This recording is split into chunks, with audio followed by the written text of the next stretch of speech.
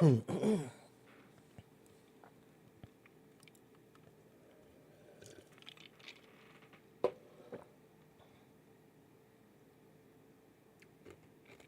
everyone.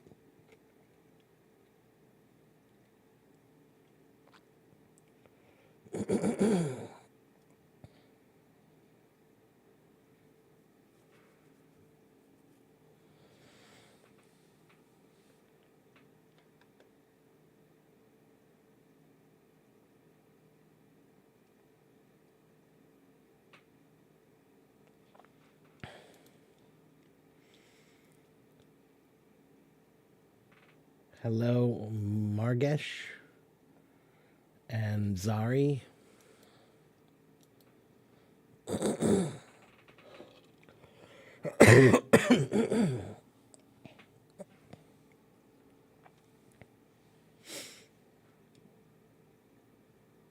Welcome, welcome.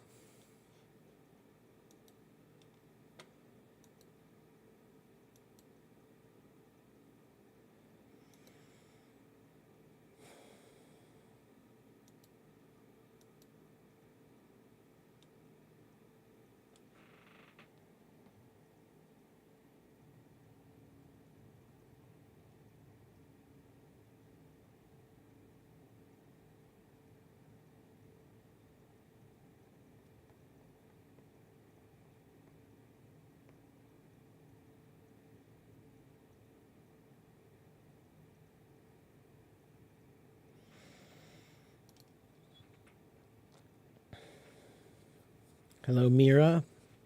Why is I more correct than it is me? It's I. Why is it more correct than it is me?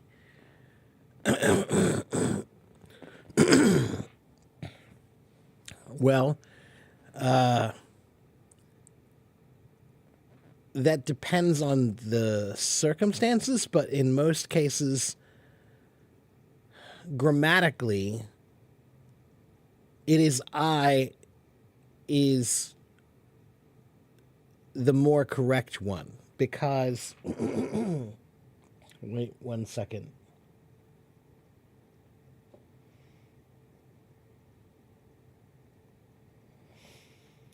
Let me remind myself.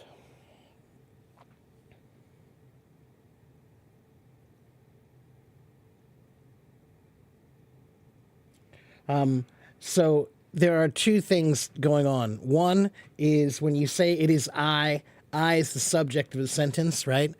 If you say it is me, then me is the object of the sentence, right? So there's a subject object thing going on there. That's one.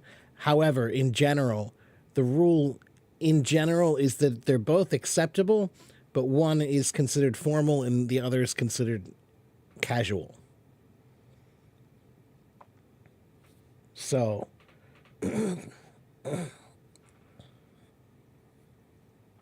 you can say it is I, or you can say it's me. It is I actually will sound a little too formal and weird in some ways.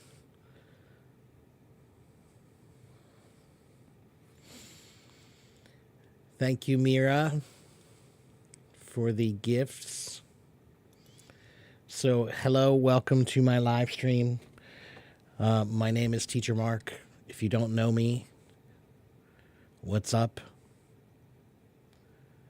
If you have questions about English, I will try to help you.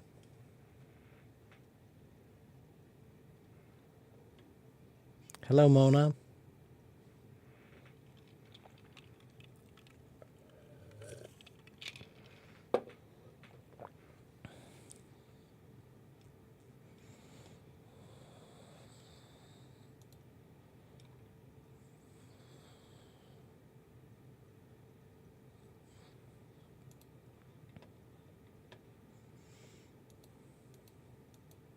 If you'd like to come talk to me and ask me your questions, you can raise your hand and I can bring you on stage to talk to me.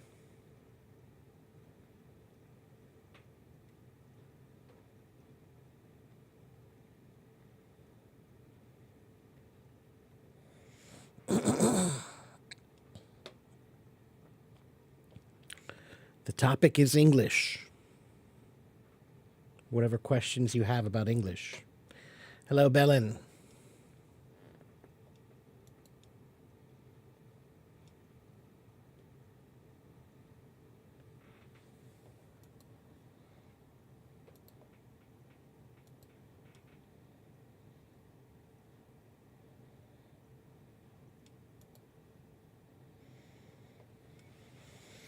Can I make an example using needle in a haystack? Yeah, needle in a haystack is an idiom that means something is nearly impossible to find or impossible to find.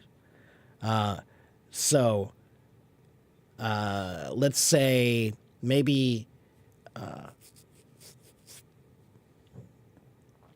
your family has a business. Your family has a business. They sell carpets. Okay, they sell carpets. And your business has not been using computers. You've never used computers. So everything you do is on paper. It's on a file, right? And you need to find information about somebody from 30 years ago, a customer from 30 years ago. So you have to go to the back room where they have all the files and search for that one file, which is like finding a needle in a haystack. Okay? So a needle in a haystack means something really, really hard to find. Like if you have, on your phone today, everybody takes so many pictures, right? You've got thousands of pictures on your phone.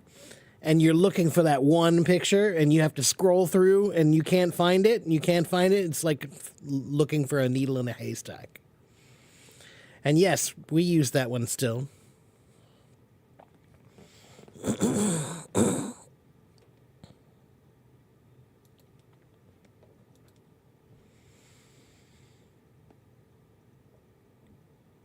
Welcome, everyone. Hello.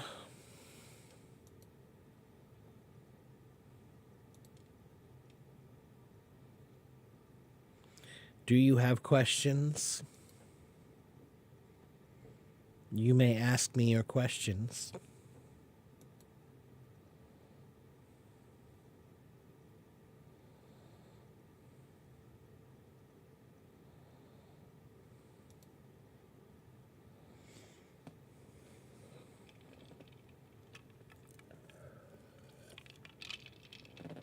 Anyone?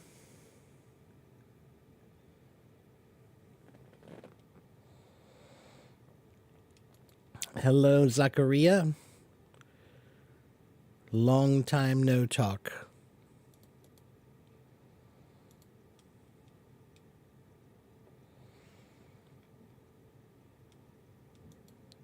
Come talk to me and tell me what problems you have with English, and I will give you some tips. Thank you, Belen.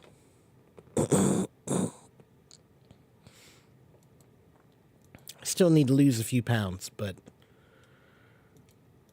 it's hard in the winter.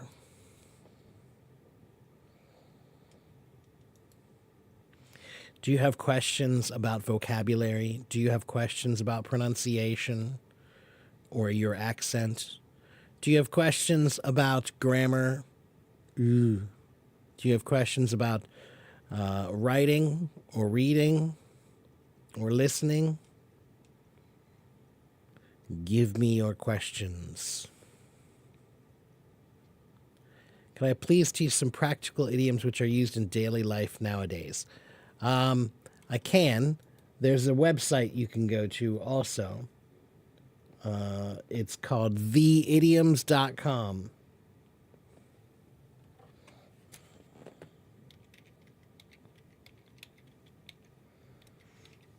Theidioms.com is a good website, and I would say about 95% of the idioms that are on that website are good to learn. Okay, so you can go to theidioms.com and learn about idioms there. Okay, Fatima? I need to lose kg, not pounds. Pounds is money. Yeah. Well, then maybe I should say I need to lose a few stone.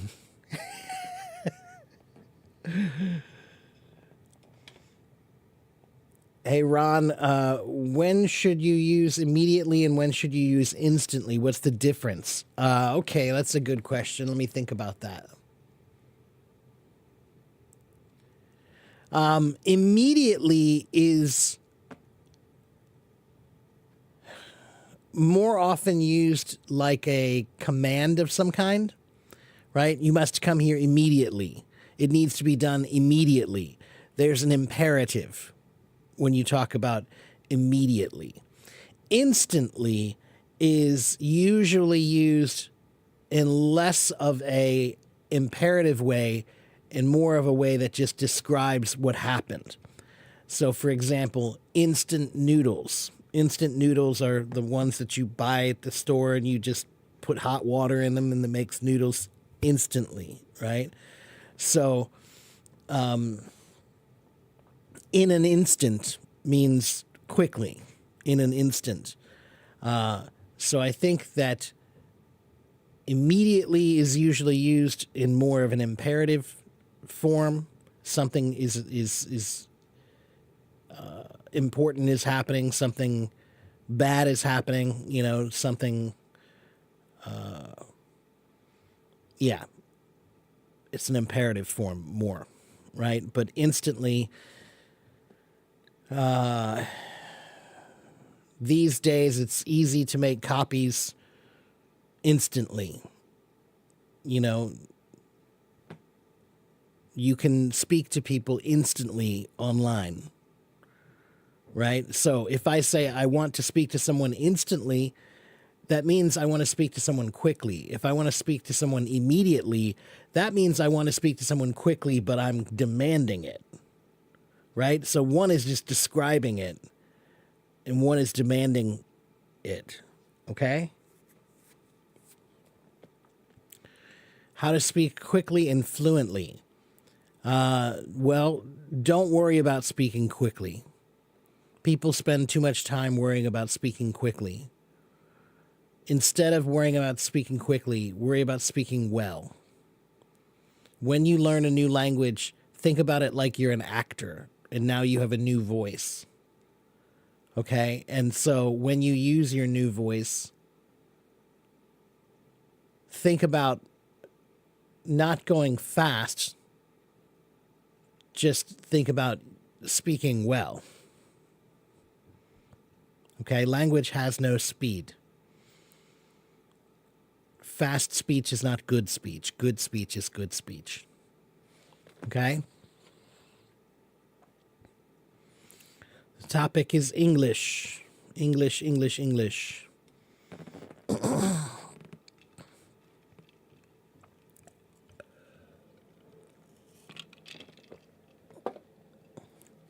How to understand warrant the attention.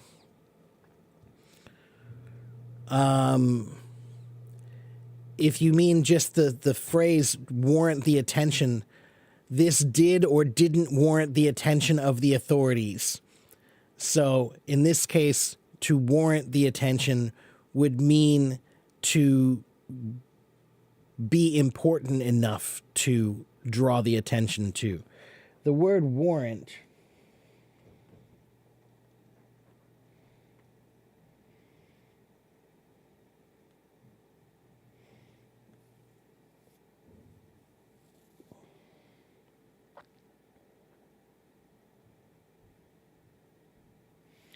comes from an old German word meaning to warn or guard or protect.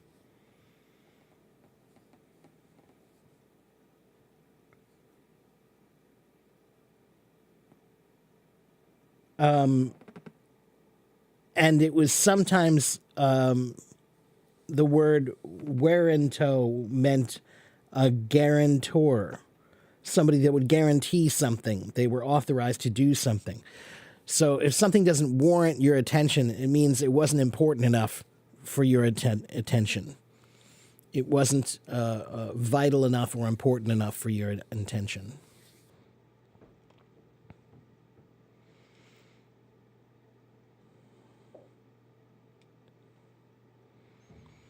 How to become more confident and overcome shyness when you need to speak English. Renato, shyness is something that can be unlearned. Or I should say, speaking in public is something that takes practice. That's what I would say, is that shyness doesn't benefit you. You do need to learn how to get rid of it, and that just takes practice. Almost everybody who gets on stage to do something, they are nervous when they first start. Almost everyone. So, how do you become less nervous? You do it more. It's really that simple. But you have to understand that it's kind of like learning how to fly a plane. You have to log a certain number of hours. So if you want to become confident, then you have to log enough hours. You have to do enough hours of practice to feel confident. Okay? And Renato, I would also suggest that you spend more time thinking in English. Just spend some of your day thinking in English, using your English mind. And that will be practice, right? You'll get a lot more practice if you learn how to think in whatever language you're learning. Can I clarify the difference between macabre, horrible, and terrible? Okay, so horrible and terrible, I think, are often interchangeable. This dinner was horrible. This dinner was terrible. That movie was horrible. That movie was terrible. That's about the same, okay? Macabre is a very rarely used word that means terrible, but because it's full of death, it alludes to a lot of death. Something macabre. The word macabre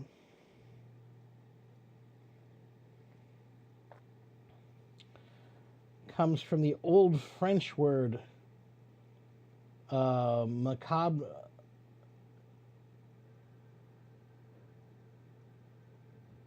There was an old French story called The Dance of Death.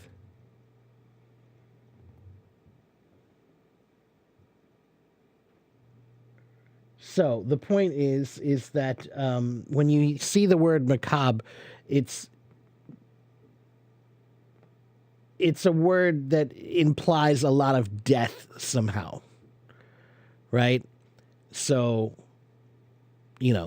maybe a war scene or something like a crime scene could be a very macabre scene, right? But horrible and terrible are just normal everyday words that we use to describe something very bad. Okay?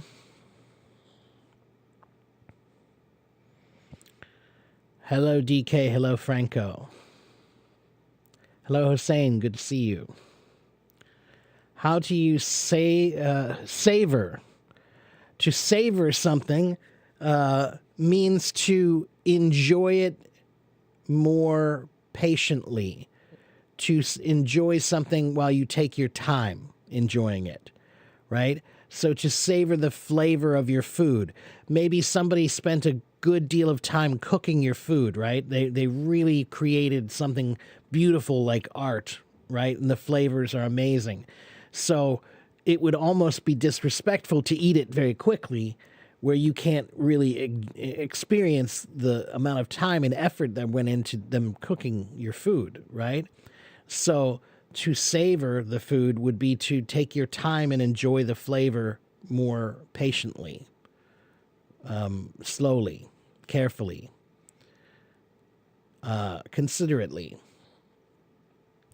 But you can use savor for more than just flavors. You can savor the moment, meaning a good moment happens. Maybe you've been working at this job for a long time and you finally got the promotion that you've wanted for a long time. For many years, you wanted this promotion and you finally got it, and you can go out to have a beer with your friends and savor the moment, right? Try to enjoy that moment.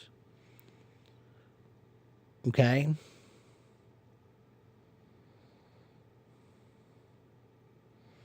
Can I add grammar and topics to talk about? This is how students can improve in your classes. Mary, I don't. So I am an actual teacher, Mary, but if you really want real lessons from me, then you have to go buy my lessons. So I'm here to help people in a general sense, but I'm not creating free classes here because then I won't get any lessons. Nobody will pay me, and that's my job. So if you have questions that you want to ask me, I'm happy to help you. But if you want me to teach an actual course, that requires money. The difference between mellow, tender, and soft. I think you mean mellow, tender, and soft. So they're all similar in meaning.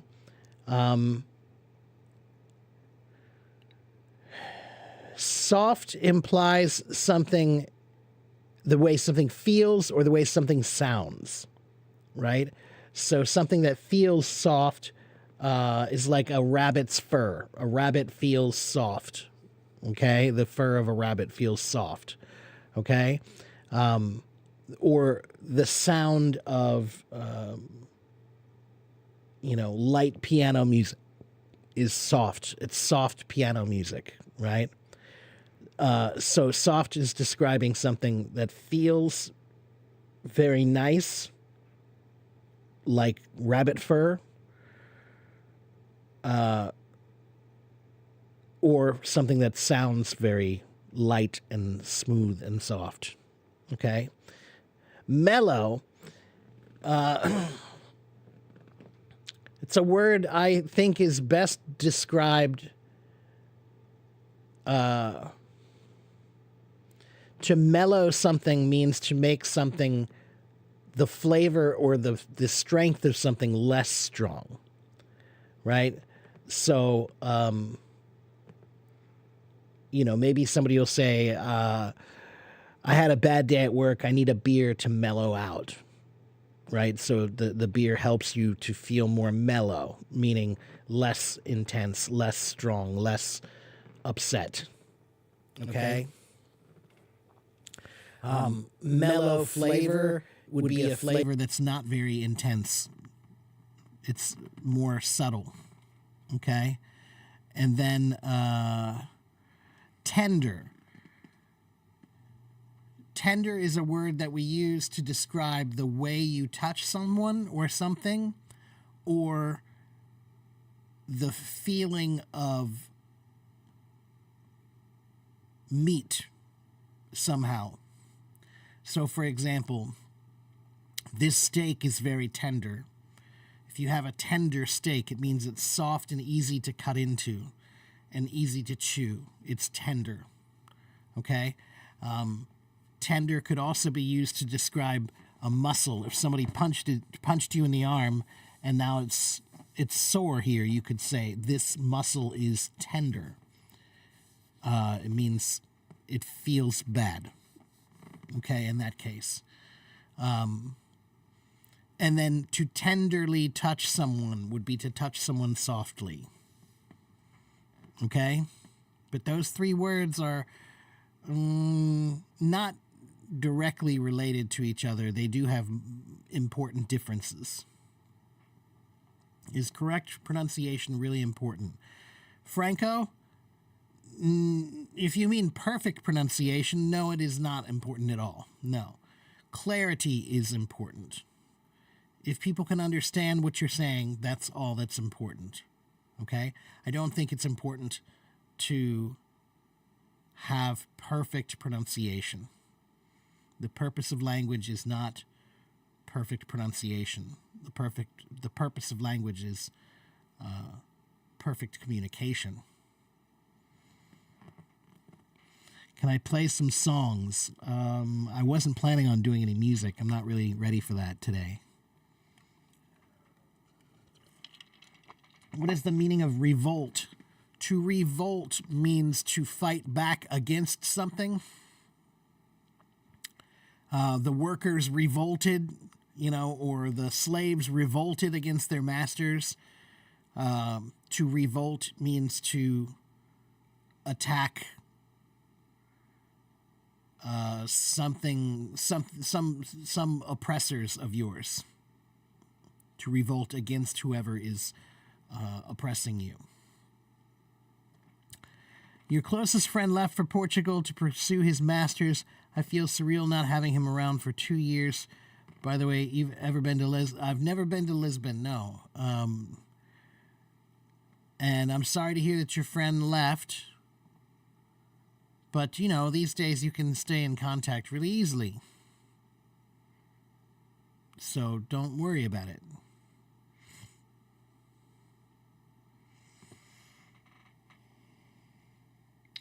The difference between do and make is there's actually quite a few things that they're used differently. We use do for actions and obligations and repetitive tasks. But we use make for things that we create or produce, and for actions that you choose to do, right? Do usually refers to the action itself, and make usually refers to the result. Understand? So, if you want to find a good page that describes do versus make, let's see if I can find this for you.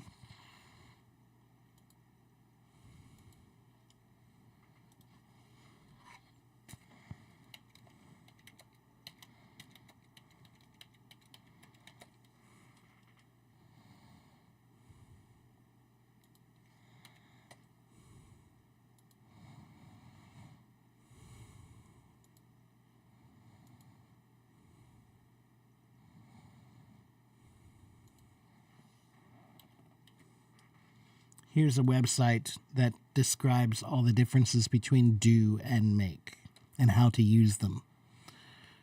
Okay, so for example, you use the word do when you're talking about housework or homework or jobs or chores, right? You do your homework, you do your housework, you do a good job, you do your chores, right?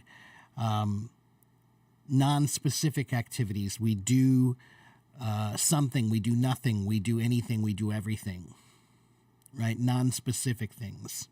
What were you doing last night? I was doing nothing.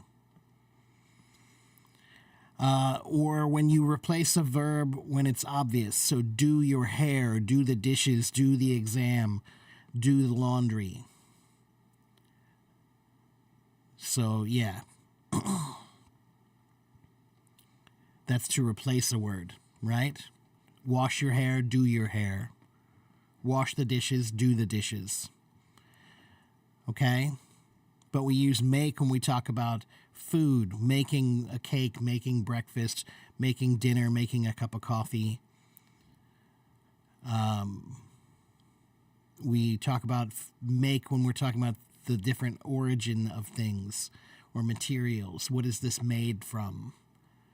It's made of gold. It's made from wood.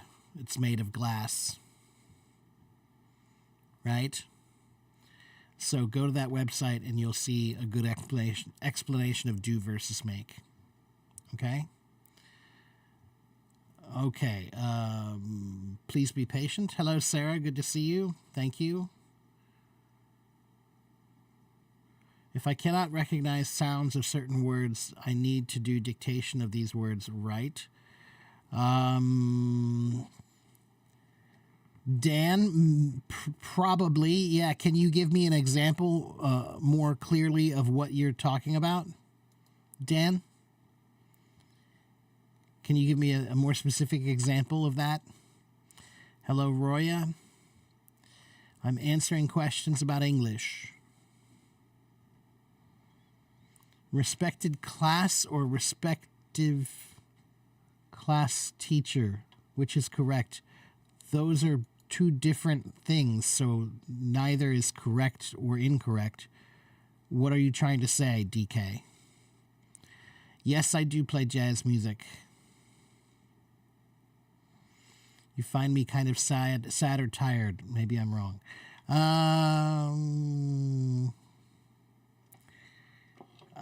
Just maybe both.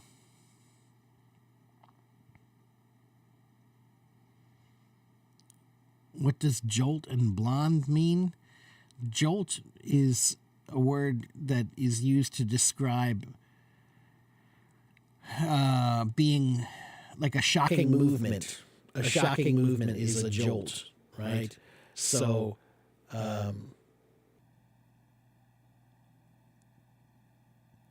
if you're in a car accident and somebody hits your car is jolted to the side. Okay? It's like shaken suddenly and aggressively to the side. Blonde is a word that is used to describe the color of hair, right? So that yellow kind of color of hair is blonde hair. You're an artist, good for you. Roya, hello, Carolina. It was an expression in a monologue that you wanted to ask, but you don't remember right now. What was that from? I don't know. Can I say I like eating mellow avocados but hard pears? No, we would say soft avocados when we're talking about food. Mellow is a word that we would use to describe the flavor of something or the sound of something, but not the feel of something. Not that I can think of. Please make a sentence by using the word laundry. I need to do my laundry later. Just means to wash my clothes.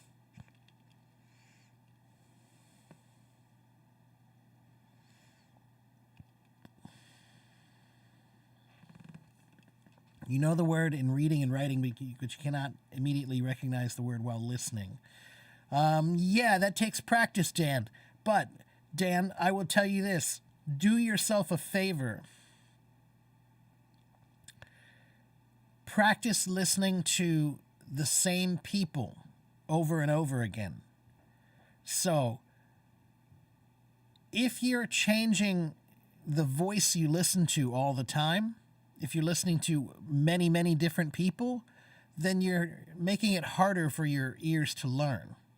But if you listen to the same people with the same voice and the same pronunciation over and over again, you make it easier for your ears to learn. So, maybe the problem isn't that you can't recognize the word. Maybe the problem is that you can't recognize it the way certain people say it.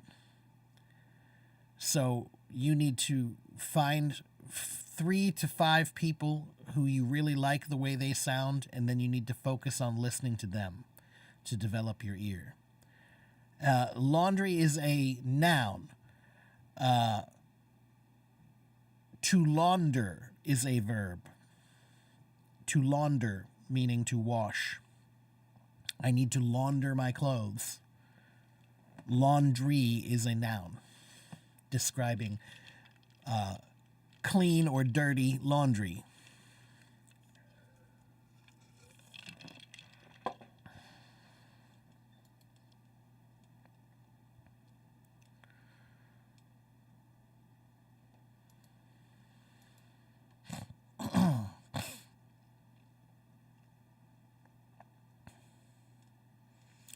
Any other questions? To launder or wash my clothes. Yes. Launder is a more formal word, but it just means to wash. But we only use it when we're talking about clothing. We don't talk about laundering our dishes. We just talk about laundering our clothes. To launder, meaning to wash.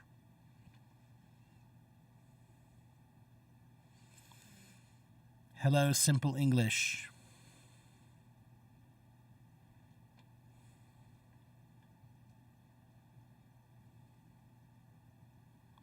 What's the best way to buy some time to think of the answer without pausing?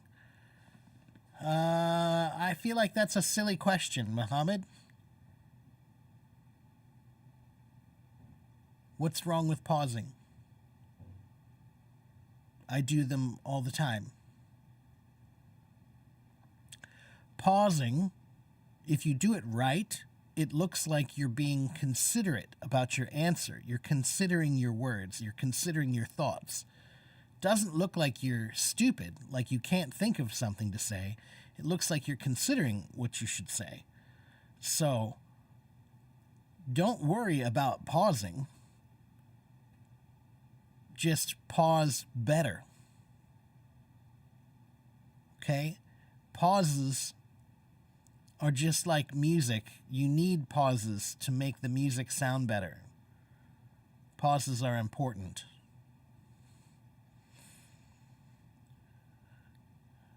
Can I tell you any word stress? What do you mean?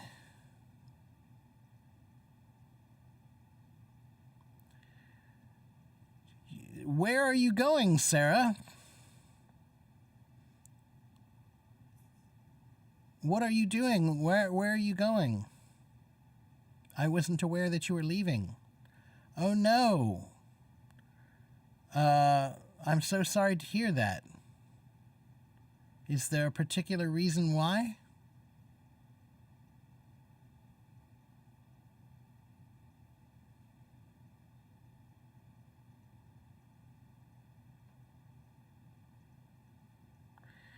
Okay, well that doesn't sound good.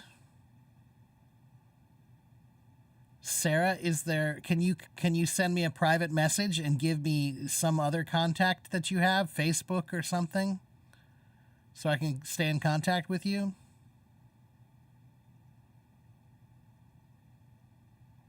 Message me somehow so that I can stay in contact with you. Okay?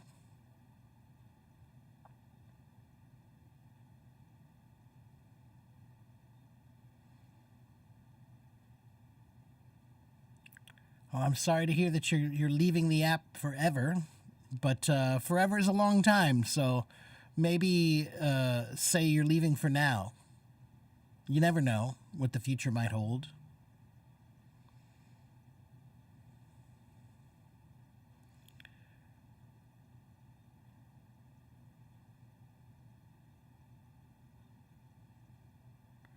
What's the difference between close the door and clothes, like what you're wearing in pronunciation? Nala, I would say that when you're speaking quickly, there is no difference. Okay? Close the door. Those are nice clothes you're wearing. When you speak quickly, no one can tell the difference. If you speak slowly, then yes, close the door. Clothes. Right? So only if you're speaking very slowly and very deliberately can you hear a difference. But in normal conversation, your clothes are blocking the door. I can't close the door.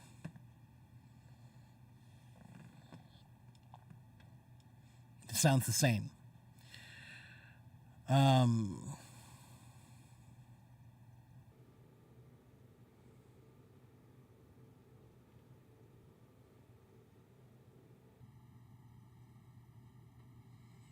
If you do it a lot in exams, you'll lose marks. Well, there's no real trick for that, Muhammad. You just have to practice more.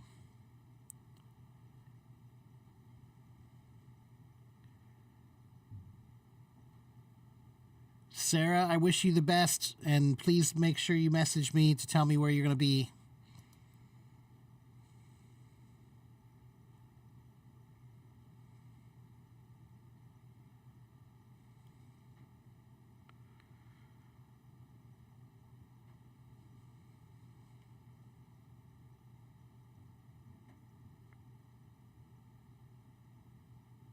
Thank you, Celeste.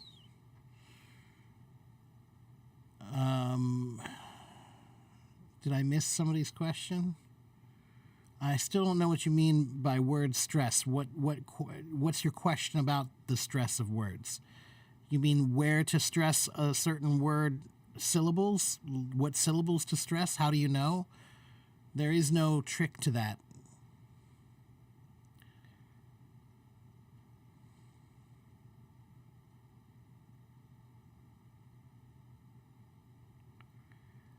Sora, just do the best you can.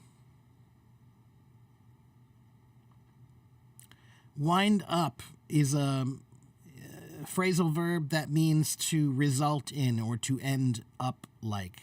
So how did it wind up? How did things wind up means how did they end? What was the result? What happened?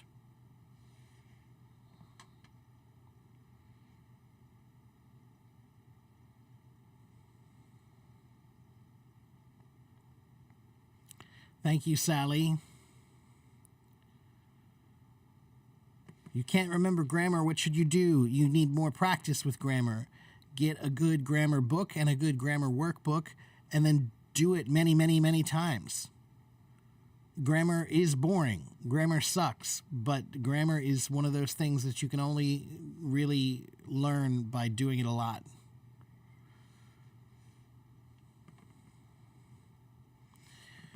Which syllables? Again, Sora, there are no rules that tell you really which syllables to stress. There are no rules, right? So if you see the word camping, you don't know if it's camping or camping. There is no rule that tells you that.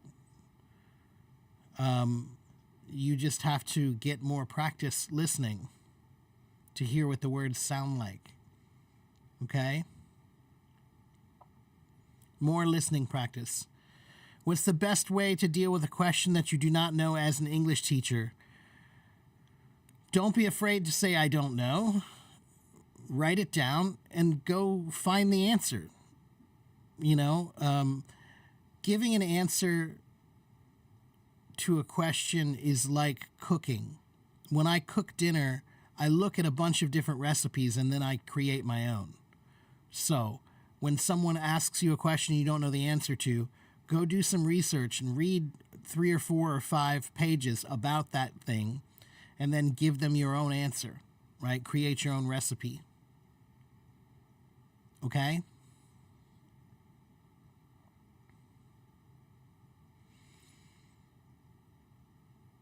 DK, those words are too random, DK. You get a dictionary, man. Get a dictionary.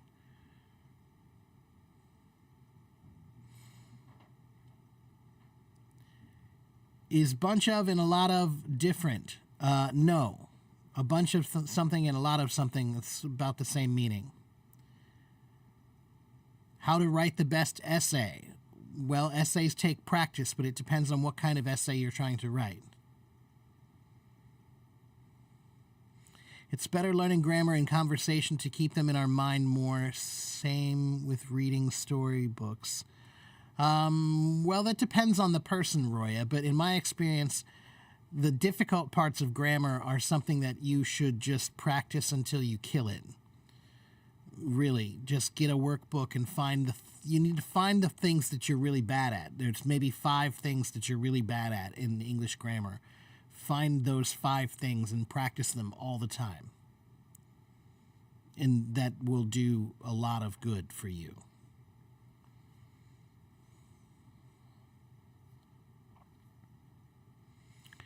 Kadir, I was on vacation and then I was sick for a little while. How can you improve your speaking skill? Does it work from just speaking to someone who is not correcting you? Yeah, it does, because speaking is something, it's like making music. You can make music with a group of people, but you can also play music by yourself and listen to the music you make. Compose, right? There are rules when you make music, just like there are rules when you make language, right? And do the best you can to create with the rules that you know about, right? But if your job is to be able to think of music, then you better practice it a lot. If your job is to be able to think of answers, then you better practice thinking of those answers a lot in English. So thinking is more important than speaking. Spend time thinking in English as much as you can, Muhammad.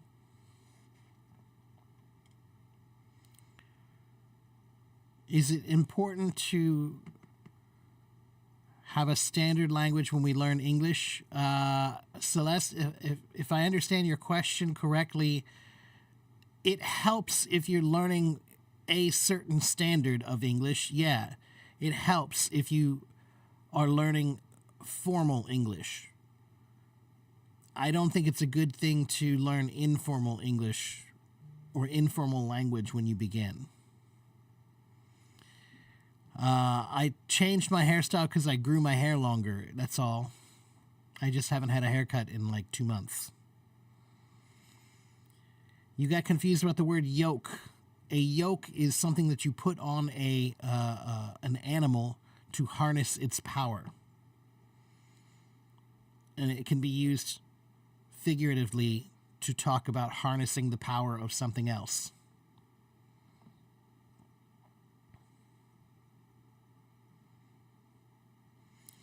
Thank you, Alfio. That's right. Listen and imitate the music and words. That's correct. You always say try to think in English, but what if you're surrounded with people who are speaking in your mother tongue and they distract you?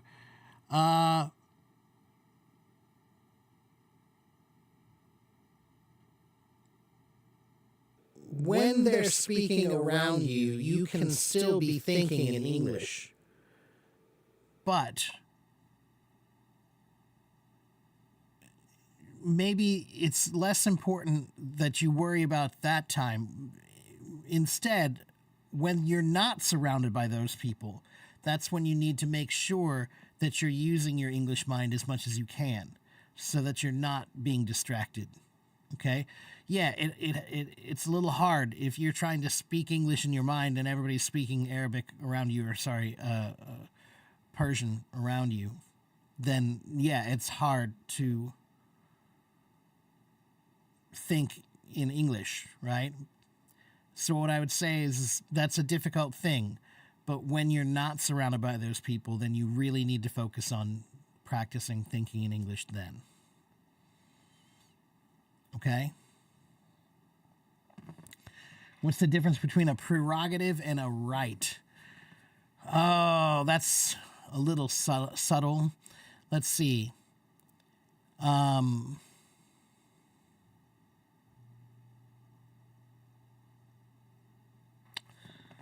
Let me check something.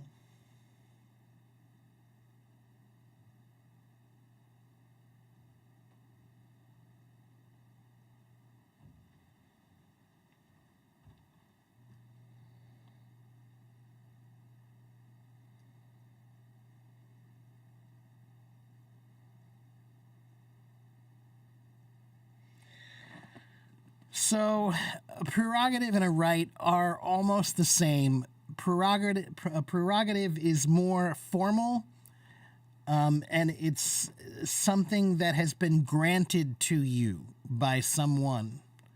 Okay? That's the original meaning of it, is that you've had a special right or privilege that has been granted to you by someone. Okay?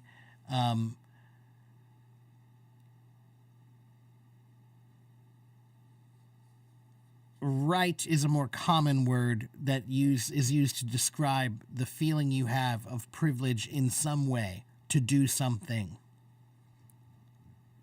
So, rights and privileges are almost the same. I'm sorry, rights and prerogatives are almost the same, but prerogative is more formal.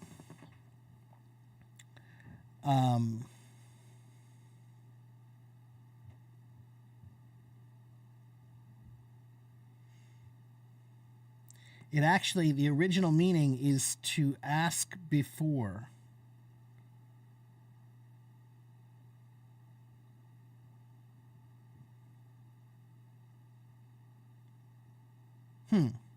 Interesting original meaning. it used to mean that it was a unit of 100 voters who voted first in the Roman election.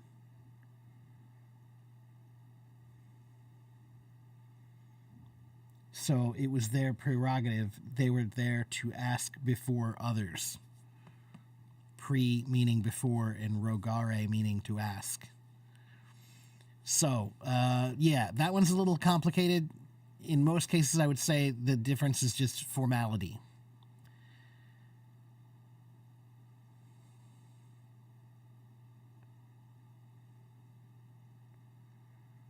When do we use so and to before adjectives correctly? Okay, let me think about that answer for just a moment. So and to often are interchangeable, right? Today it's so cold, today is too cold. There is a formal difference.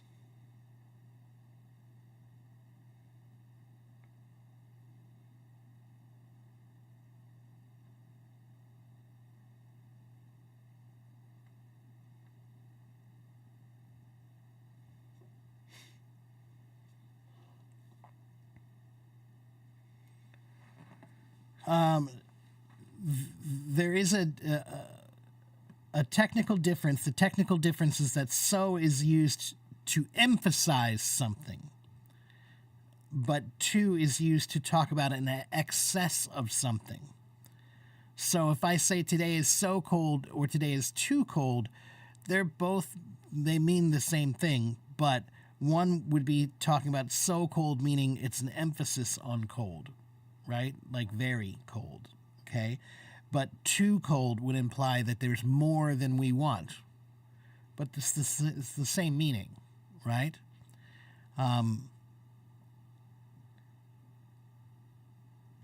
So that's the general difference between them. So is more similar to very, but a little bit stronger. And to is used to describe a negative situation when something is over a limit, right? So it's too much,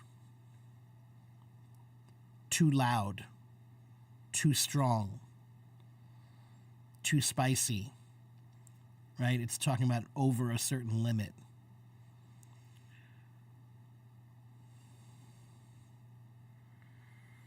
Yeah, I know it's hard, Mona. It's hard. You just have to create the best environment that you can. Hello, Daria.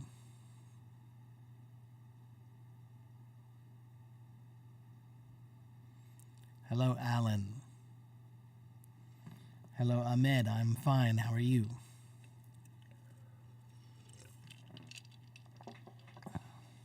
You're good at grammar, but your pronunciation is... do I need to improve my pronunciation as well? You need to improve your pronunciation if people can't understand you. That's pretty simple. If people can't understand you, then you need to work on your pronunciation. If people can understand you, then I don't care what accent you have. That's my opinion.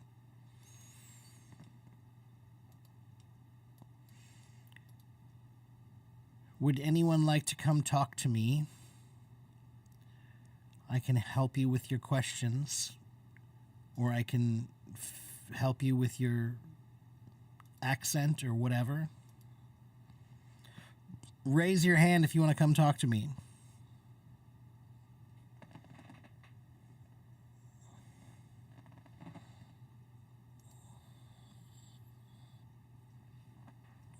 Let's talk to Sultan.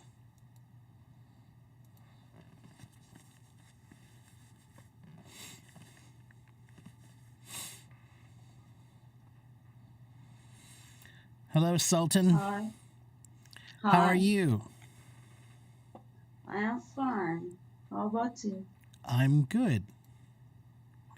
So is your name Sultana? Sultan. Sultan. Ah, okay. Okay, I used to know a girl, her name was Sultana.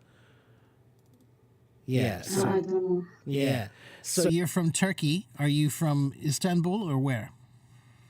No, Mardin. Where is that? Is that in the east, north, west, south? Actually, um, Earn Turkey. Yok. Erst. That's okay. So far from Istanbul. It's but far it is far a from city Istanbul. Okay. in Turkey. Okay, but it's still in Turkey. Okay. All right. So what can I do for you today? Do you have a question for me or something I can help you with? Yes, but I don't. I am not sure. Look, I have a question. I don't. I don't understand exactly meaning such. The word such. Yes. You don't understand what such means. Yes. So, such, most of the time, such means more of or very, right? So if I say, his class is such a boring class, or it's such a tiring class. So in this case, the word such means very, right? It's a very Okay, tiring that's class, okay. very boring class, right? Let me find some other examples.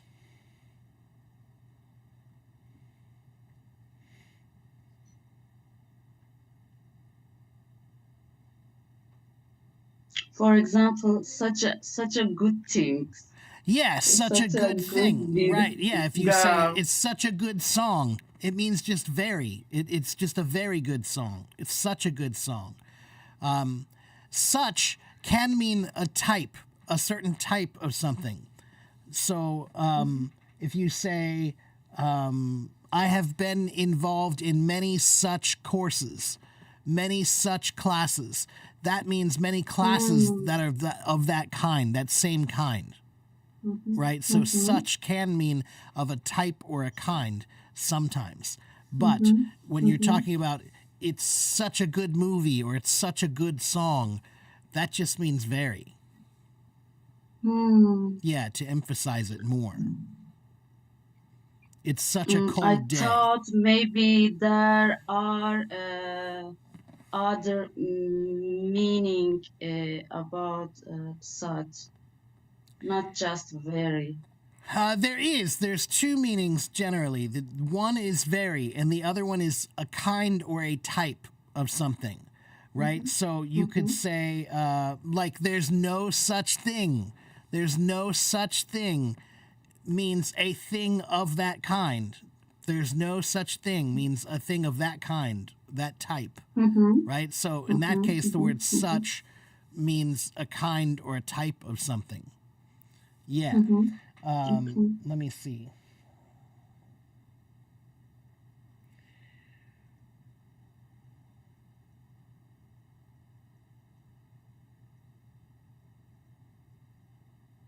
Let me give you some examples here.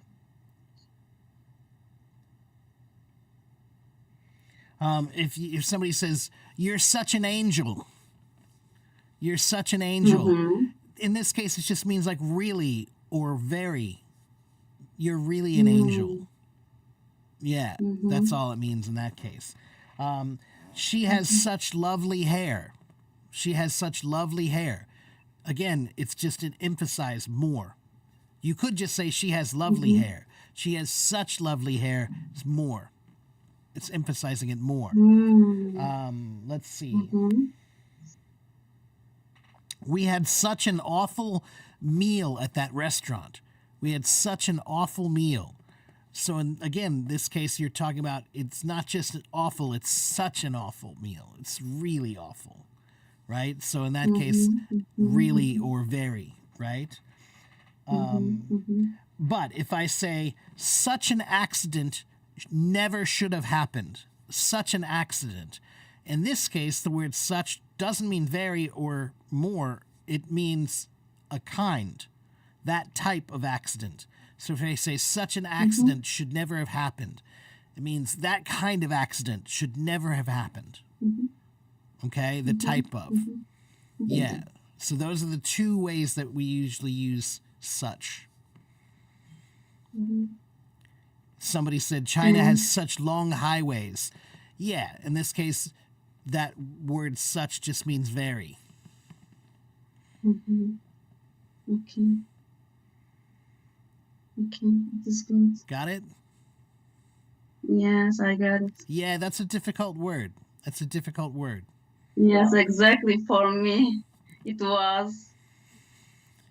But there's just two ways that we usually use it, just two. And most of the time, it just means very. Most of the time. Okay, thanks. You're welcome. Somebody said, "What's the difference between such and such?" Such and such is like a phrase that we use. We say so and such and such. So and so means a person whose name you don't know. So if you don't know the name of a person, you could say, "Oh, so and so over there, he said this." So and so means a person whose name you don't know. Such and such means the same kind of thing, but it's a thing you don't know. Some kind of thing that you don't know is such and such. Okay? As such would be as this type or as this kind. Such a painful thing would be a very painful thing. Yeah. But there's just those two kinds that we use. It only gets confusing if you think about the other kind, the type. But most of the time, such just means very. Okay? Okay. Okay, I got it. All right. Any other questions for me? Right now, no. Okay. All right. We'll keep working on it. And remember that if you want to speak well, you need to learn how to think well. Right? So the more time you spend thinking in English, the more practice you get, the easier it will be to speak. Okay? So it doesn't matter where you live. It matters what language you think in where you live. You can live anywhere and think in any language you want. Actually, here, there is no opportunity to learn English easily. I mean, here is not like Istanbul because a lot of, actually, most of foreigners when came Turkey, they go Istanbul firstly. So Istanbul is better than Mardin to learn a language easily.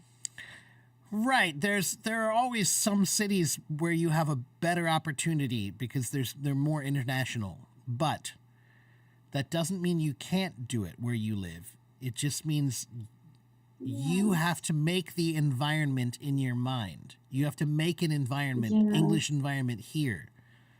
Carry your English environment with you. Okay? Yes, I tried, but I don't know. Maybe I should go anywhere foreign live. You know what you could do is you could do some videos online, on TikTok or on YouTube or something, and make English videos about your area. That way you get to practice English and you're talking about your area of Turkey. So that way you get practice with your English and you're talking about your area. Okay? mhm, mhm, mhm. Actually, I used to live another city that I have friends to talk each other in English. After I moved in Mardin, here there is no a group to talk English and to make like this things, you know. Well, guess what? You can make one. You can start one. Mm, So if yes. you can't find one, then make one. Start your own Mhm, English group.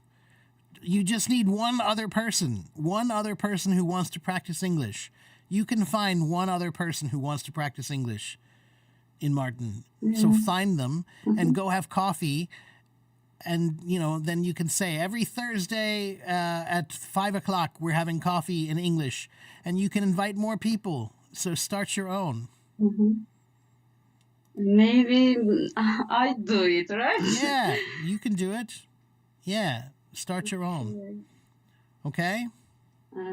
I will think it. Okay.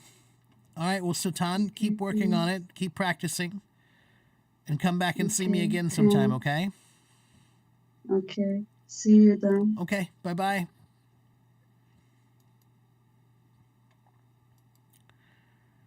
Okay. Yes, such and such is a phrase. It's not a common phrase, but it's a phrase that means you're talking about something that you don't know, right? So, some quantity of a thing, or so and so and such and such. Those are informal phrases that are talking about people or things that you don't know. You don't know about. So and so said this means somebody said this. Somebody whose name you don't know said this. They said this about such and such. They said something about something, a place, a thing, right? Such and such and so and so.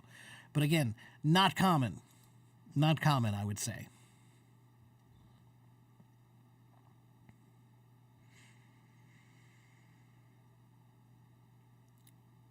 Am I a Native American? Well, yes and no. I was born in the United States, but the term Native American is a word that we use. It's a term that we use when we're talking about the native tribal groups that were here originally in America. So I am a native born American. You're welcome, son. Yeah, but we also don't say the word Indians anymore. We say Native Americans. Because Indians was never the right term, right? That's the reason why we called them Indians, was because they thought they were going to India. Such a silly thing. Now all over the world, Aboriginal groups are all called Indians, which is really funny.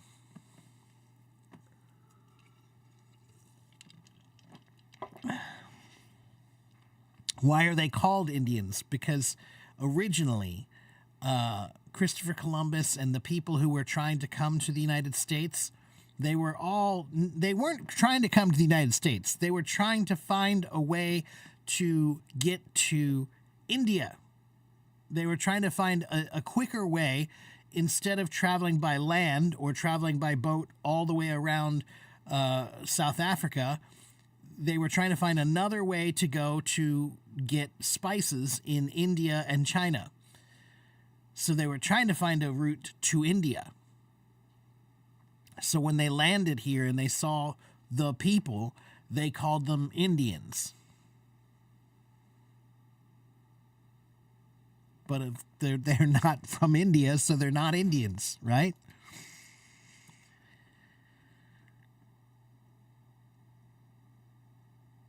Some of Native Americans, their accent is weird and hard to understand. Well, yeah, there are many different Native American groups, Native American tribes, many, many different ones. They had many different languages, and they have a certain way of speaking. Not all of them, but there's a certain quality of their speech sometimes.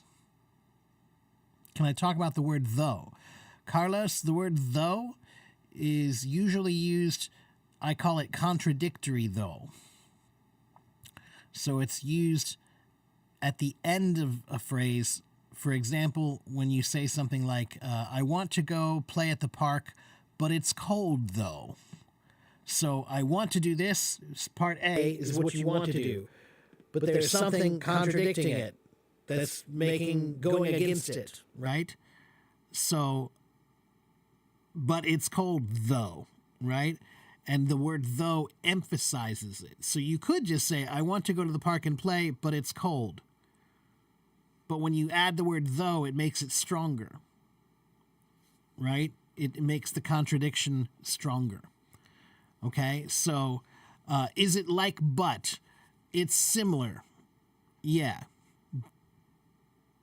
But is a word that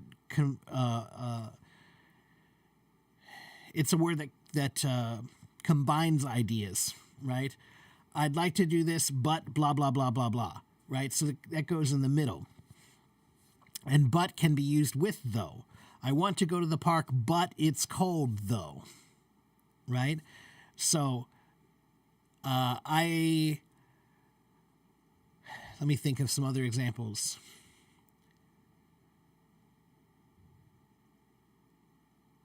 I love ice cream, but I don't like mango flavor though.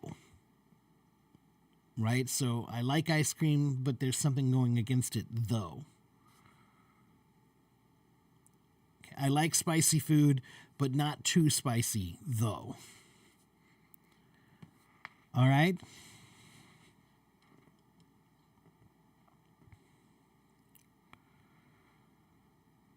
Did I ever read a book called Nathaniel's Nutmeg? No, I have not.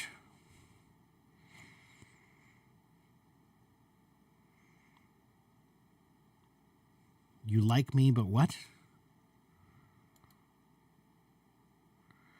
Should we use it at the end of the sentence? The word though? Yeah, it usually goes at the end of the sentence. Yeah. Sometimes you make the wrong meanings between the words that are similar, like small, smile, and smell. Kathy, small, smile, and smell are words that almost all Chinese people don't pronounce them very well because they're not opening their mouths enough, right? So there is a difference. Small, small, all. Smile, I, smile, I. Smell, smell, right? So small is small, smile is I, smile, I, and smell is smell,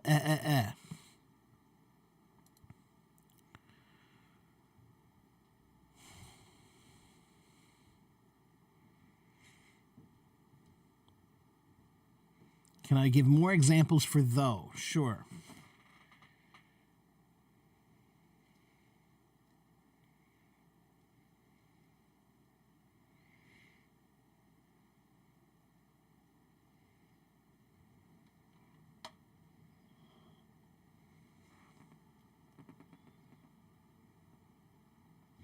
Okay, so there are some other ways to use those, not at the end of the sentence. For example, I've never met him, though I have heard of him.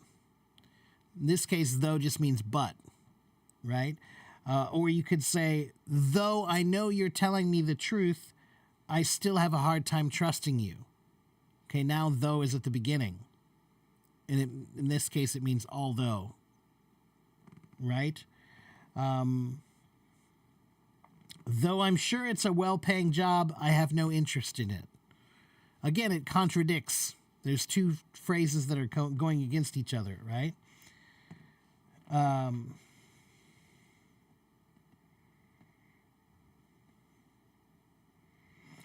Though it was raining, we decided to go for a walk. Again, contradicting, right? Though he was tired, he stayed up late to finish his work. Or he stayed up late to finish his work, though he was tired. Right? Let's see. Though the movie received mixed reviews, I still enjoyed it. Though it was cold outside, she refused to wear a jacket. Though the price was high, I decided to buy the item. Okay, so that's putting it at the beginning. Or I could say, even though the price was high, I decided to buy it. Even though. Okay?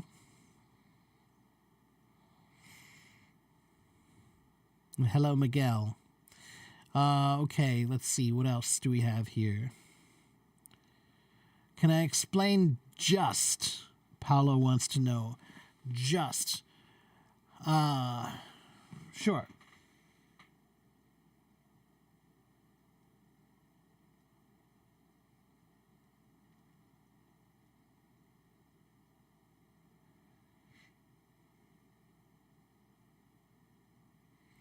So just has a few different meanings. One is an adjective, which is talking about, is it morally correct, morally right or not? Is it justice, right? The word just and justice are related in that way. So if something is just or unjust, that's a way of describing whether it is morally right or morally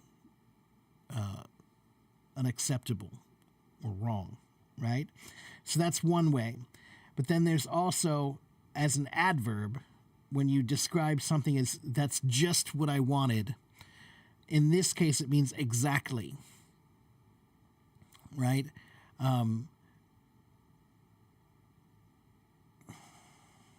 So it can mean exactly or it can mean very recently.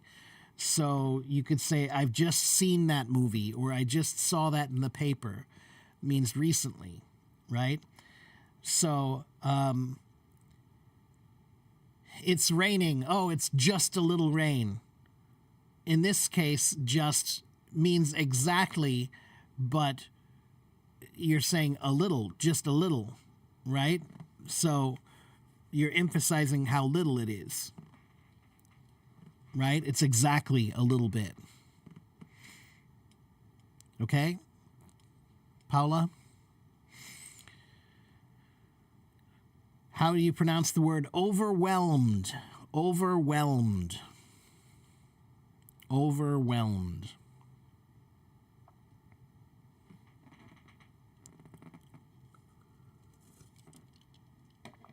My YouTube channel is right here.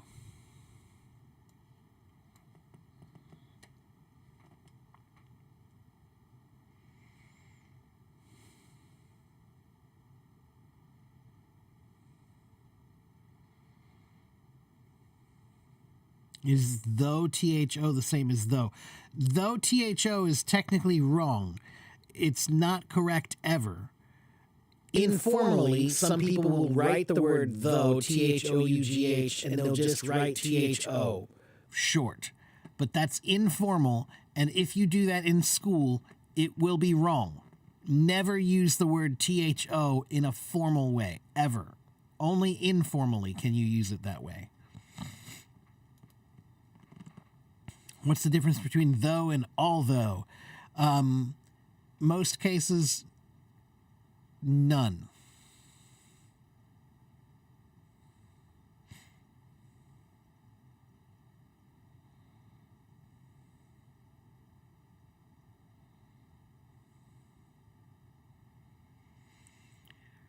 I was just on vacation, Oren Beck. I'm back now. I'm here. I don't like listening to loud music. This music is good, though. Right. Exactly. It's contradicting something, right?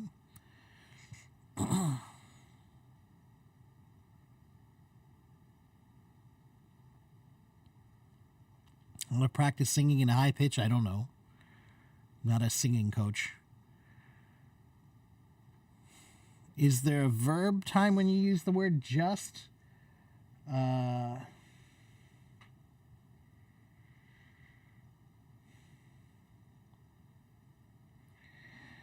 No, there's not a verb.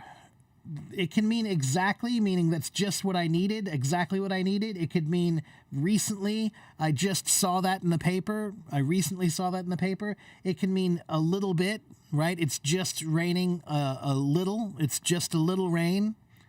It can mean simply or only. So we were just interested in reading. We were just interested in listening. Okay, that would mean only. It can also mean really, that was just great. It means really great.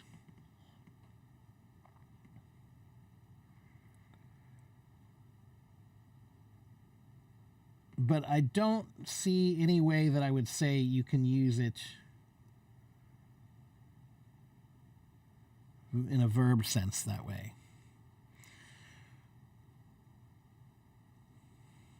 I'm really into learning English. It's not so easy, though. That's right. Good.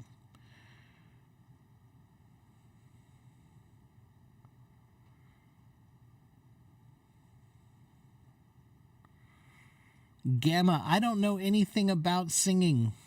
I don't know how to tell you about singing. I'm a musician. I'm a drummer, but that doesn't mean I know anything about singing.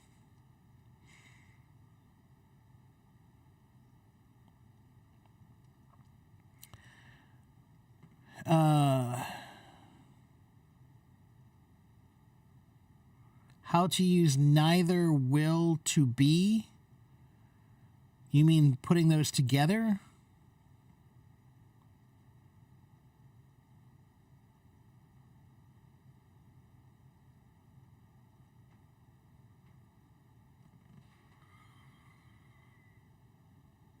Is that what you mean, Orrin Beck?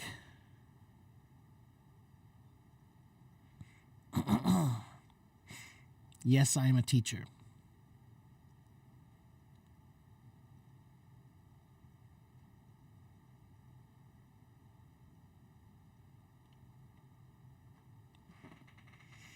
Sometimes I know every word in the sentence, but I still can't understand the sentence.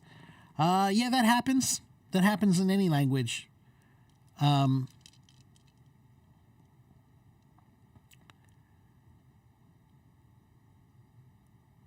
Don't worry about that too much, Kathy. Just try to read people who you do understand. Right? Listen to people who you do understand. I'm a drummer, and I also play some piano. He isn't a driver, and neither am I. Right, so neither and either are the same thing, just one is negative and one is positive, right?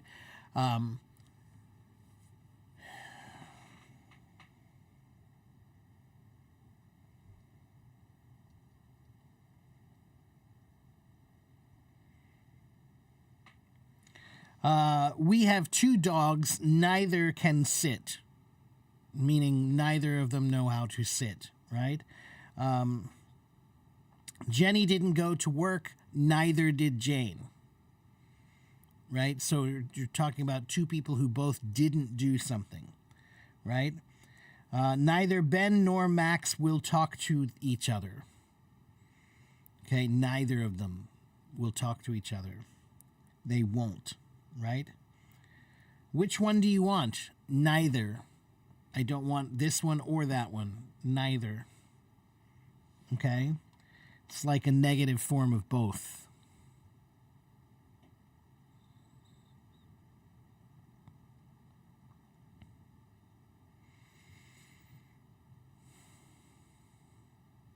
How can you know which vocabulary must be used in order to be familiar with modern language?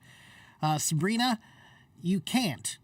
But there are word lists that are the most common lists, right? The words that are most commonly used. You can start by trying to learn those words. That's a good start. Everybody has a different vocabulary. Every single person on this planet has a different set of vocabulary words. There are some people who know these words and some people who know these words, right? Everybody's different. But there are many words that are commonly known. So start with those. Okay?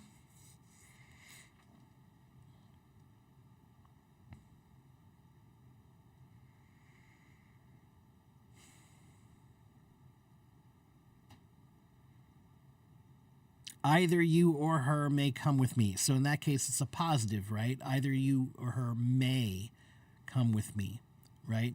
Neither you nor her may come with me would be the negative form of that, right?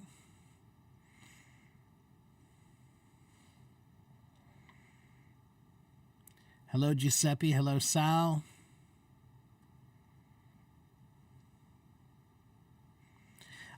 Neither and either, they both have two pronunciations. You can say neither or neither. You can say either or either. Both are completely acceptable. Neither, neither, either, either. Okay?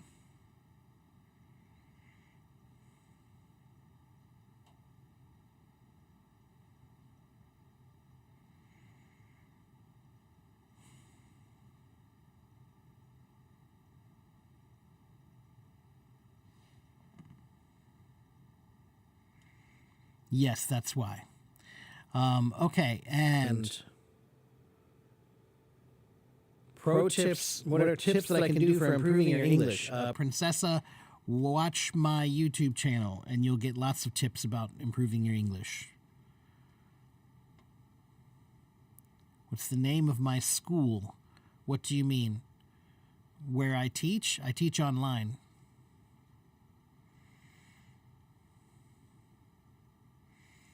Are both of them used in daily conversation nowadays in the U.S.? You mean both neither and neither and either and either? Yes.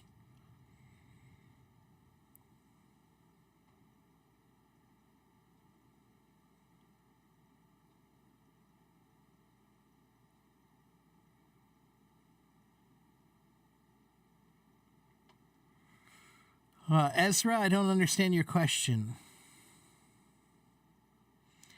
Oh, well, sure. Yeah, you can go to my website. That's my school, AFIECEnglish.com.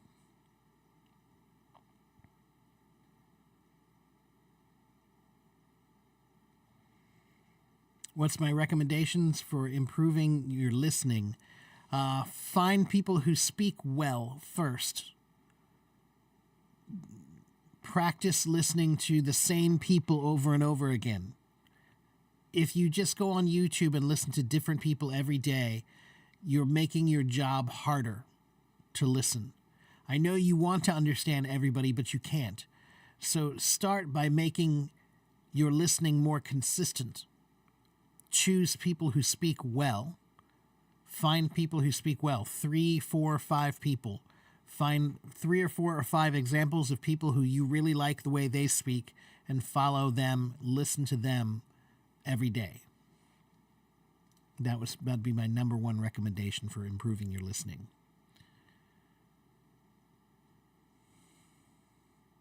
Do I typically use plenty of, I think you mean collocations, expressions, and idioms in everyday life? I think we do, Oren Beck. I think that English, American English in particular, I think we do often use idioms and expressions and phrases. I think we use them more than some languages do, more commonly. I feel you. What does I feel you mean? I feel you is an informal way to say I understand. Or I can understand your situation, right? So I feel you informally just means I understand what you're going through. I feel you. Okay, or I understand it's difficult. Okay?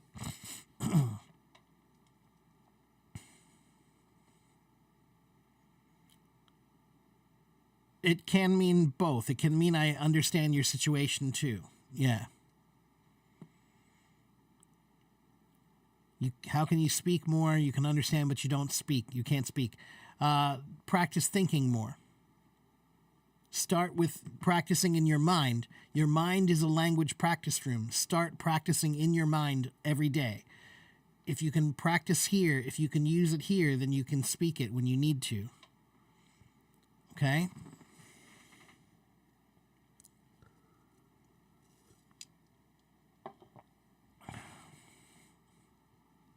Do I feel swamped now? Not particularly, no.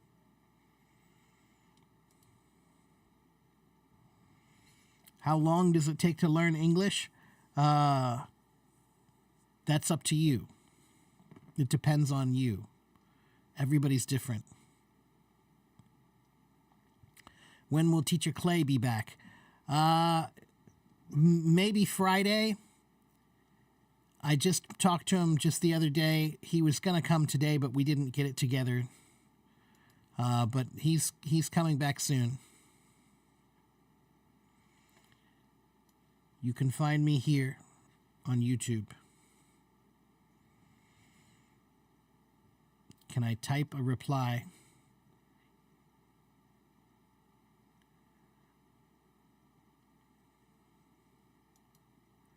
Can I type a reply you mean in Chinese or what?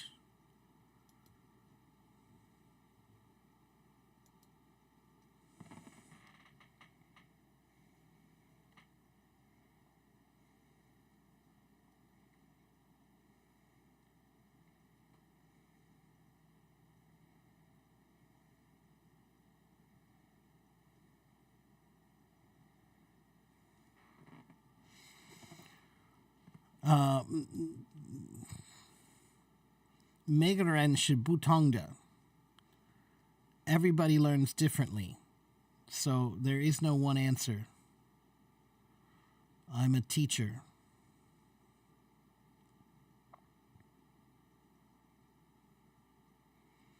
What is to be up? Where did you see that?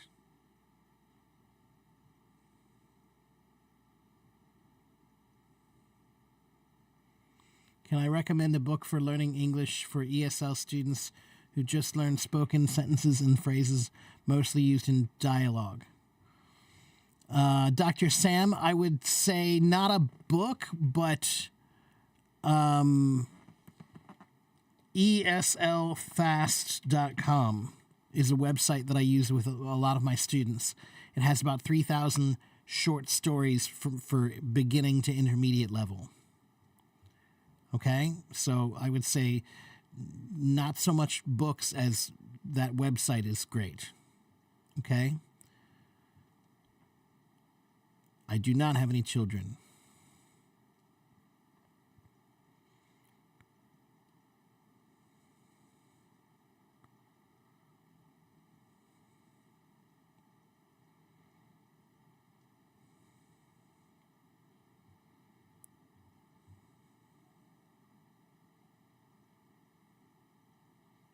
Hello, Ibrahim. Hello, Aisha. Yes, I'm a native speaker.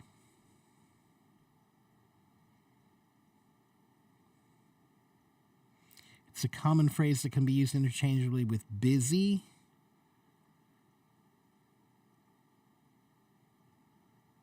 You mean to be up?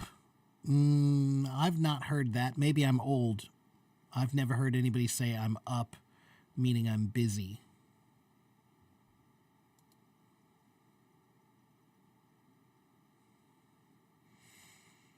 Can I teach some idioms? I can tell you, you can go to a website called theidioms.com, and there are plenty of idioms there.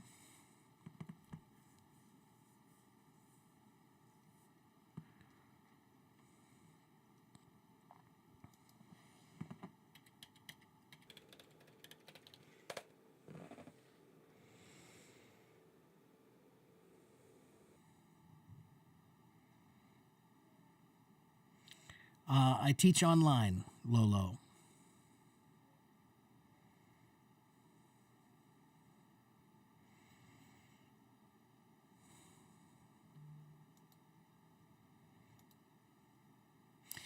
bend。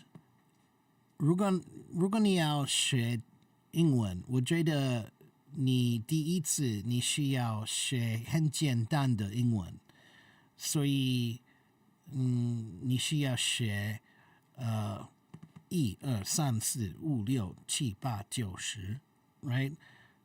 1, 2, 3, 4, 5, 6, 7, 8, 9, 10. 我是 Mark. I am Mark. Right? Learn simple things.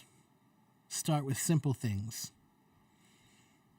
I like this. I don't like that. 我喜欢这个，我不喜欢这个。I want this. I don't want this. 我要，我不要。I need this. I don't need this. 我需要，我不需要。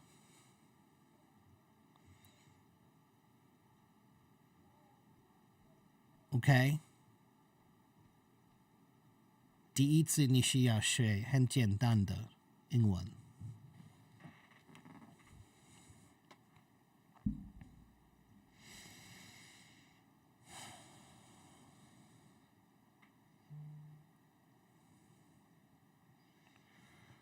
What's the difference between boys with an apostrophe S and boys with the S and the apostrophe after? September? Or is this your challenging my credentials as an English teacher question? I always like those questions.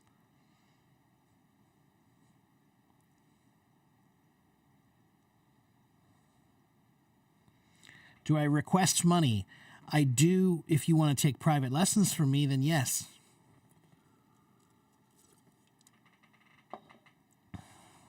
Where can you learn phrasal verbs? There are many lists online for phrasal verbs. Let me give you one.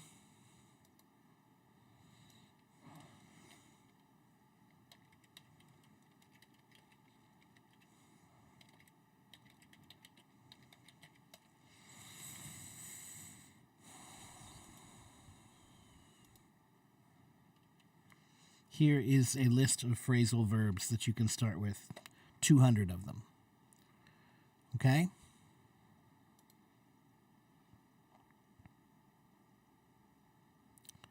Yes, Sarah, I am a drummer.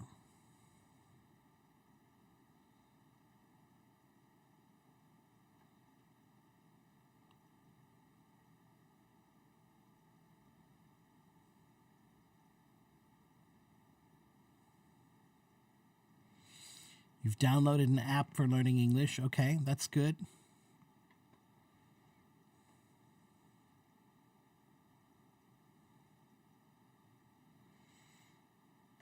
I just gave you a website to learn 200 of them.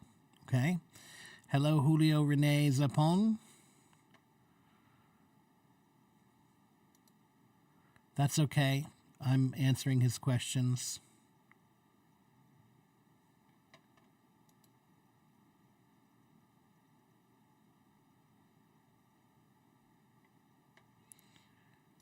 Okay, I have time to help just a few more people.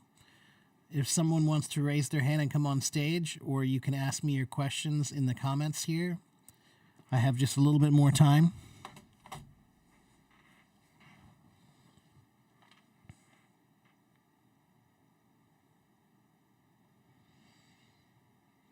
There's a website for learning English. There are many websites for learning English.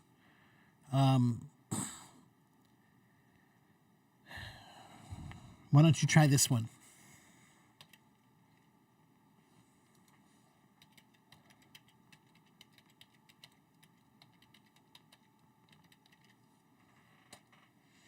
Try that one, games2learnenglish.com. Guys, if you want to learn something, there is nothing stopping you from learning whatever you want to learn. The only difference between someone who can learn and someone who can't learn is someone knowing where to go. That's it. The information is there, but you have to get up off your butt and go find it, right? So if you spent 1 hour today looking online, you could find 50 different websites to help you learn English. All of them good.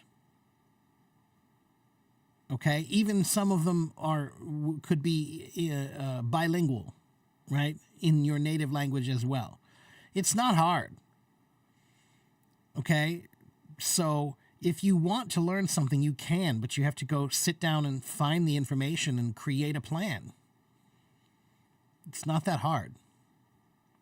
That's what I do, is I just tell you where to go and make a plan for you. That's what I do as a teacher. It's my job.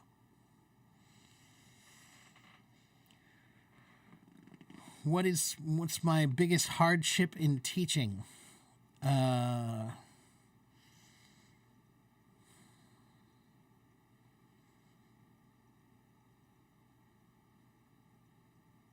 think the hardest thing about teaching is dealing with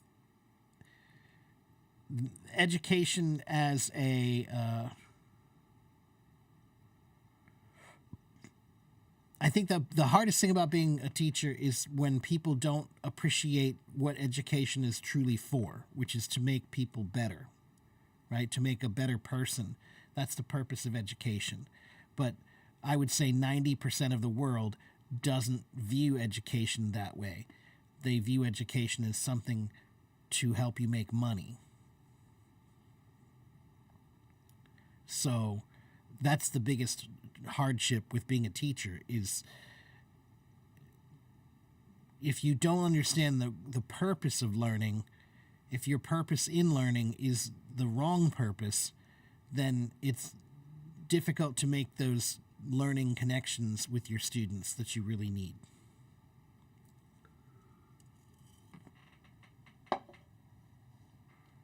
Am I going to sing? No, I'm not.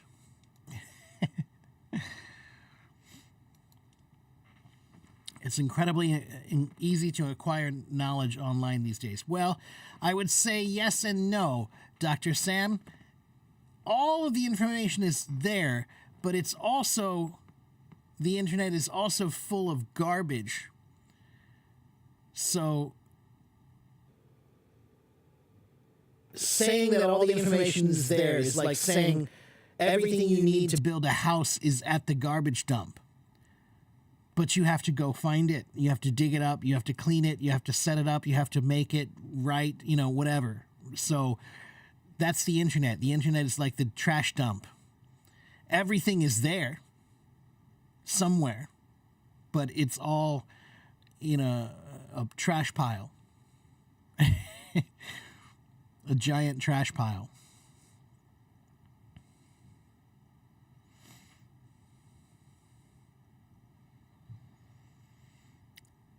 Teachers in your culture are counted like prophets? Wow. I need to go to your culture then. Because teachers in my culture are not respected at all.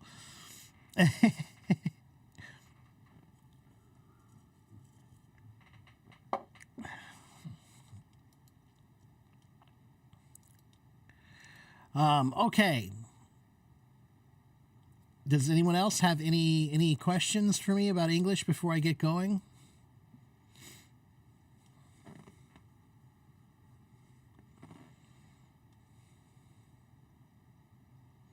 Is Duolingo good for education? Yeah, I think Duolingo is not bad.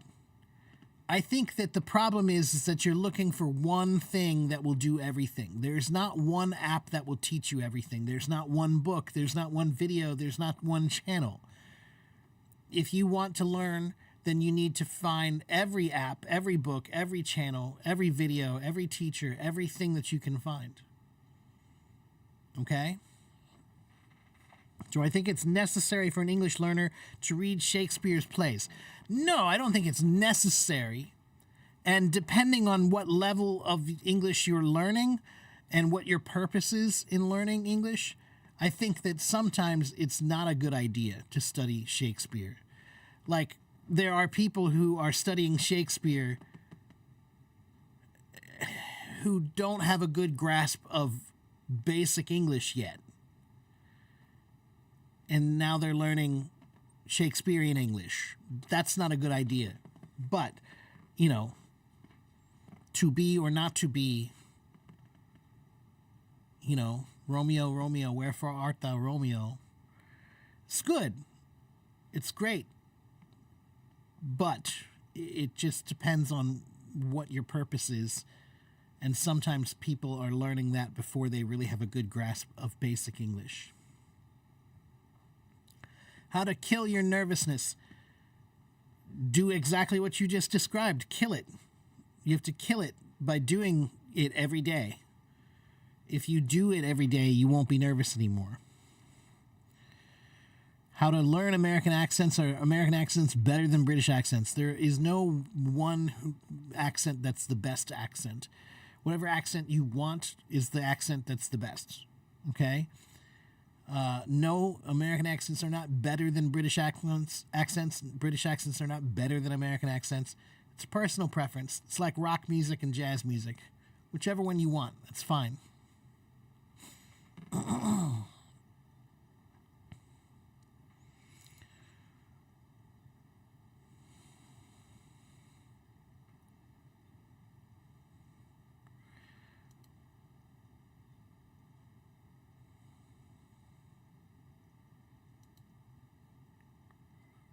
Yeah, most of the sentences are in Old English, not Modern English. That's correct.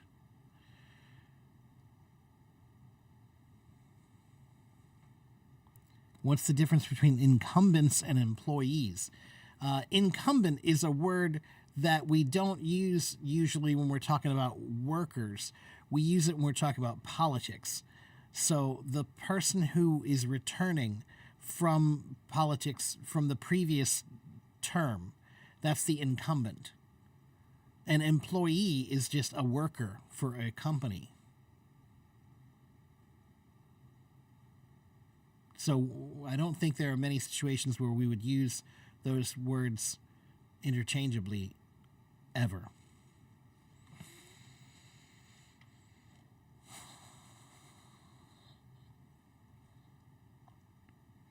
How can you cook pasta? Well, that depends on the pasta that you're cooking.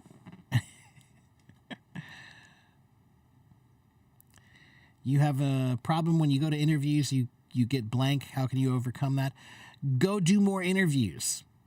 Go sign up for an interview for a job that you don't care about and go do it, right? Get 10 interviews for a job that you don't want. That way you're not nervous because you don't care if you get the job or not. You're going there to practice interviewing so that you can become more relaxed.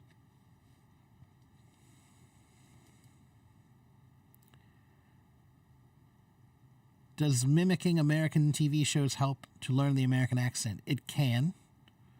Depends on who you're mimicking.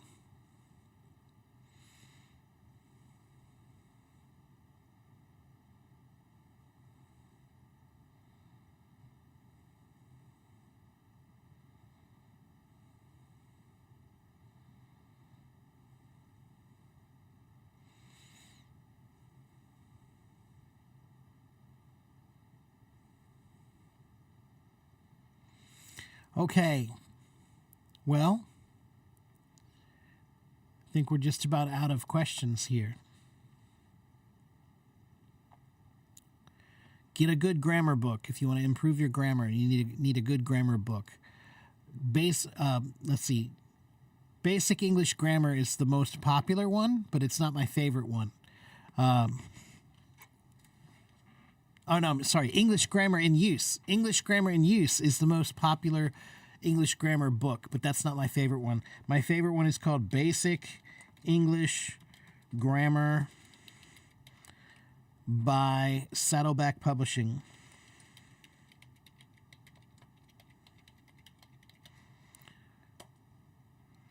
Get that book. That's my favorite grammar book.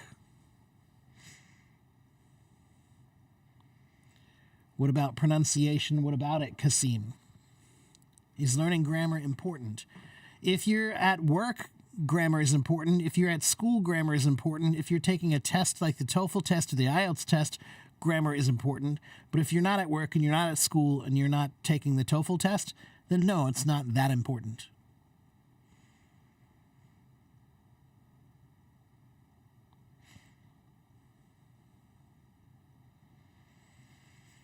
And yes, get is a very difficult verb. It has many, many meanings, especially when you add all the phrasal verb meanings.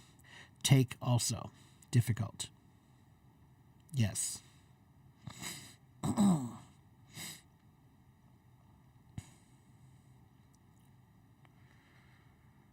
Okay.